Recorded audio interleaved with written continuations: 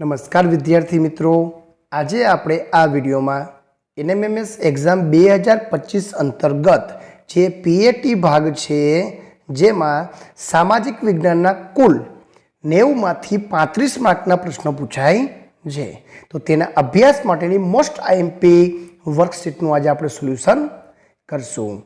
પ્રશ્ન નંબર 1 છે, રાણીની વાવ કયા વંશના શાસનકાળમાં બનાવવામાં આવેલી હતી? તો જવાબ આવશે સોલંકી વંશ. કયા રાજાના સમયમાં કલિકાલ સર્વજ્ઞ હેમચંદ્રાચાર્ય થઈ ગયા? જવાબ આવશે સિદ્ધરાજ જયસિંહ. આગળ છે પ્રશ્ન નંબર 3, રાજપૂત યુગમાં દરિયા પારના વેપાર માટે ગુજરાતના કયા બંદરો છે તે જાણીતા હતા? તો જવાબ આવશે ખંભાત અને ભરૂચ. ખંભાતને સ્તંભ તીર્થ કહેવાય અને ભરૂચને ભૃગુ કચ્છ એ સમયે એનું નામ કહેવાતું હતું. નંબર 4, કયા રાજાએ ધારાનગરીમાં એક મહાન મહાશાળાની સ્થાપના કરી હતી? તો જવાબ આવશે રાજા ભોજે. ધારાનગરીમાં મહાશાળા. આગળ જોઈએ પ્રશ્ન નંબર 5 છે, ખજુરાહોનું જે ભવ્ય મંદિર છે એ કયા વંશના શાસનકાળમાં બન્યા હતા? તો જવાબ આવશે ચંદેલ વંશના શાસનકાળમાં. કયા પ્રદેશના રાજાની પસંદગી બ્રાહ્મણોની સભાએ કરી હતી? તો બ્રાહ્મણોની સભા આવે તો કાશ્મીરના રાજાની પસંદગી કરી હતી. એના પછી આવે છે સિદ્ધહેમ શબ્દનું શાસન ગ્રંથ એની રચના. તો એની રચના સિદ્ધરાજ જયસિંહે કરાવી હતી. રાણીની વાવને વૈશ્વિક ધોરણે કયો દરજ્જો આપવામાં આવ્યો છે? તો યુનેસ્કો દ્વારા વર્લ્ડ હેરિટેજ સાઇટમાં એનો સમાવેશ કરવામાં આવેલો છે. પ્રશ્ન નંબર 9, કયા સોલંકી રાજવીના સમયમાં કલિકાલ સર્વજ્ઞ હેમચંદ્રાચાર્ય થઈ ગયા? તો જવાબ આવશે સિદ્ધરાજ જયસિંહ. નંબર 10, સિદ્ધરાજ જયસિંહે સિદ્ધહેમ શબ્દનું શાસન નામના સમૃદ્ધ ગ્રંથની રચના કોની પાસે કરાવી હતી? તો જવાબ આવશે હેમચંદ્રાચાર્ય પાસે. સિદ્ધહેમ, સિદ્ધ એટલે કે સિદ્ધરાજ જયસિંહનું નામ આપેલું છે, હેમ એટલે હેમચંદ્રાચાર્ય. બંનેના નામ ઉપરથી સિદ્ધહેમ શબ્દનું શાસન ગ્રંથ નક્કી કરવામાં આવેલો છે. નંબર 11, વિશ્વ પ્રસિદ્ધ જે રાણીની વાવ છે એ કોને બનાવડાવી હતી?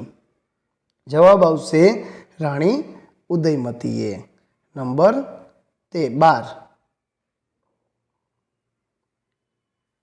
કયા વંશના શાસનકાળને ગુજરાતનું રાજપૂતનો શાસન સુવર્ણ યુગ કે રાજપૂત શાસનનો સુવર્ણ યુગ કોના સમયમાં? તો સોલંકી વર્ષ દરમિયાન.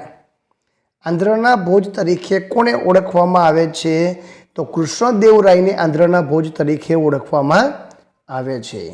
નંબર 14, ગુલામ વંશનો સાચો સ્થાપક કોને માનવામાં આવે છે? તો જવાબ આવશે ઇલ્તુત્મિશ. ભારતમાં દિલ્હી સલ્તનતની સ્થાપનાની કઈ શૈલીમાં સ્થાપત્ય નિર્માણની શરૂઆત કરી હતી? તો જવાબ આવશે ભારતીય ઇસ્લામિક. પ્રશ્ન નંબર 16, દિલ્હીના કયા શાસનની યોજના તરંગી યોજના તરીકે ઓળખાય? તો જવાબ આવશે મુહમ્મદ તુગલક, જેની યોજનાને તરંગી યોજના કહેવાય. દિલ્હી સલ્તનતના પ્રથમ મહિલા શાસક કોણ હતું? તો જવાબ આવશે રજિયા સુલતાના.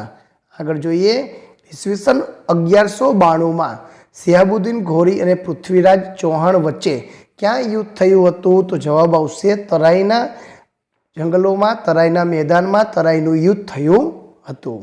કૃષ્ણદેવરાયને બીજા કયા નામે ઓળખવામાં આવે છે?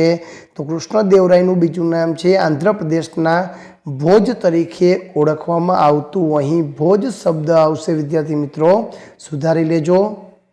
આગળ જોઈએ ઇબ્રાહિમ લોધી અને બાબર વચ્ચે 1526માં કયું યુદ્ધ થયું? તો પાણીપતના મેદાનમાં પાણીપતનું યુદ્ધ ઇબ્રાહિમ લોધી અને બાબર વચ્ચે થયું હતું. અમીર ખુસરો કોના દરબારમાં રાજકીય કવિ હતા? તો અમીર ખુસરો છે એ અલાઉદ્દીનના દરબારમાં રાજકવિ હતા. નંબર 22, કુતુબ મિનારના બાંધકામમાં કઈ સ્થાપત્ય શૈલીનો સમન્વય થયેલો છે? તો હિન્દુ અને મુસ્લિમ શૈલીનો સમાવેશ થયેલો છે. દિલ્હી સલ્તનતમાં શાસકોના સમયકાળની દ્રષ્ટિએ સાચો કયો ક્રમ છે? જો ગોઠવવા જઈએ તો સૌથી પહેલાં ગુલામ વંશ આવે, પછી આવે ખલજી વંશ, પછી આવે તુગલક વંશ, પછી આવે સૈયદ વંશ અને પછી લોધી વંશ. બી જવાબ આવશે. 24મો પ્રશ્ન, સાહિત્ય અને કલાના ઉત્તેજનના કારણે કૃષ્ણદેવરાય કયા નામે ઓળખાયા? તો તે આંધ્રના ભોજ નામે ઓળખાય છે. થાઈ દિનકા ઝોપડા નામની મસ્જિદ કયા શહેરમાં આવેલી છે? તો અજમેરમાં આવેલી છે. અજમેરમાં થાઈ દિનકા ઝોપડા નામની મસ્જિદ કોણે બંધાવી હતી? તો કુતબુદ્દીન ઐબકે. દિલ્હી સલ્તનતના પ્રથમ મહિલા શાસક કોણ હતું? રઝિયા સુલતાન. એના પછીનો પ્રશ્ન છે, બુલંદ દરવાજો કોણે બનાવડાવ્યો હતો? તો જવાબ આવશે અકબરે. કયા રાજવીને છત્રપતિ? તો છત્રપતિ શિવાજીનું બિરુદ આપવામાં આવેલું હતું. હલ્દી ઘાટીનું યુદ્ધ કોની કોની વચ્ચે થયું હતું? તો જવાબ આવશે અકબર અને હેમુની વચ્ચે હલ્દી ઘાટીનું યુદ્ધ થયું હતું. ગ્રાન્ડ ટ્રંક રોડનું નિર્માણ કરાવનાર શાસક કોણ હતો? જવાબ આવશે શેરશાહ સૂરી. નંબર 32 છે, મુગલ શાસનકાળમાં કઈ ભાષામાં સાહિત્યકાર વિકાસ થયો હતો? તો જવાબ આવશે ફારસી, અરબી, હિન્દી, બધી જ ભાષામાં. તો જવાબ આવશે આપેલ તમામ. 1674માં ખાલી જગ્યામાં શિવાજીનો રાજ્ય અભિષેક ક્યાં થયો હતો? તો રાયગઢના કિલ્લામાં. હલ્દી ઘાટીની હાર બાદ મહારાણા પ્રતાપે કેવું યુદ્ધ ચાલુ રાખ્યું? તો છાપામારી યુદ્ધ ચાલુ રાખ્યું. વિશ્વ પ્રસિદ્ધ તાજમહેલનું નિર્માણ કરાવનાર શાસક કોણ હતું? જવાબ આવશે તાજમહેલ બંધાવનાર શાહજહાં. બાબરે દિલ્હીના કયા શાસકને હરાવી ભારતમાં સત્તા સ્થાપી? તો ઇબ્રાહિમ લોધી. કયા પાઠ શિવાજીએ દાદા પાસેથી શીખ્યા હતા? શિવાજીએ યુદ્ધ કલાનું જ્ઞાન દાદાજી પાસેથી મેળવ્યું હતું. શિવાજીએ કયા ગુણ છે માતા પાસેથી મેળવ્યા હતા? તો સ્વાભિમાન, નિડરતા, તેજસ્વીતા, આ બધા જ ગુણ. તો જવાબ આવશે આપેલ તમામ. ભારતની ક્યાંની મલમલ દુનિયામાં જાણીતી છે? તો ઢાકાની મલમલ છે એ કાપડ વખણાય છે. 40મો પ્રશ્ન, લાહોરની કઈ વસ્તુ દુનિયામાં જાણીતી છે? તો લાહોરની શેતરંજી છે એ દુનિયામાં જાણીતી છે. શિવાજીનો રાજ્ય અભિષેક ક્યાં થયો હતો? તો રાયગઢના કિલ્લામાં. કોણે અકબરનામામાં ગ્રંથની અકબરની જીવન કથા આલેખી છે? તો અકબરનામા ગ્રંથ લખનાર હતો અબુલ ફઝલ. એના પછીનો પ્રશ્ન આપેલો છે, કયા મુગલ બાદશાહે ચિત્રશાળાની સ્થાપના કરી હતી? તો જવાબ આવશે જહાંગીરે. જહાંગીરના દરબારમાં કયો વિશ્વવિખ્યાત ચિત્રકાર હતો? તો જવાબ આવશે મંસૂર, જે જહાંગીરના દરબારમાં ચિત્રકાર હતો. કયો મુગલ બાદશાહ મહાન ચિત્રકાર હતો? તો જહાંગીર છે એ પોતે પણ મહાન ચિત્રકાર હતો. મુગલ બાદશાહને ચિત્રકાર આવે તો જહાંગીર. 46મો પ્રશ્ન આપેલો છે, કયા મુગલ બાદશાહે રામાયણ, મહાભારત, અથર્વવેદ, પંચતંત્ર, બાઇબલ, ફરાન વગેરે ગ્રંથોને ફારસીમાં અનુવાદ કરાવ્યો હતો?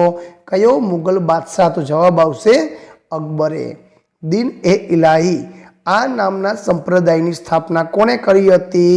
તો એની સ્થાપના અકબર રાજાએ કરી હતી. અકબર અને મેવાડના રાણા પ્રતાપ વચ્ચે કયું યુદ્ધ થયું હતું? તો હલ્દી ઘાટીનું યુદ્ધ થયું હતું. ગ્રાન્ડ ટ્રંક રોડનું નિર્માણ કોણે કરાવ્યું? તો શેરશાહ સૂરીએ કરાવ્યું. કયા મુગલ બાદશાહના નામનો અર્થ નસીબદાર થાય છે? તો જવાબ આવશે હુમાયુનો અર્થ નસીબદાર થાય છે. તો વિદ્યાર્થી મિત્રો, આ હતા સામાજિક વિજ્ઞાનના મોસ્ટ આઈએમપી 50 પ્રશ્નો.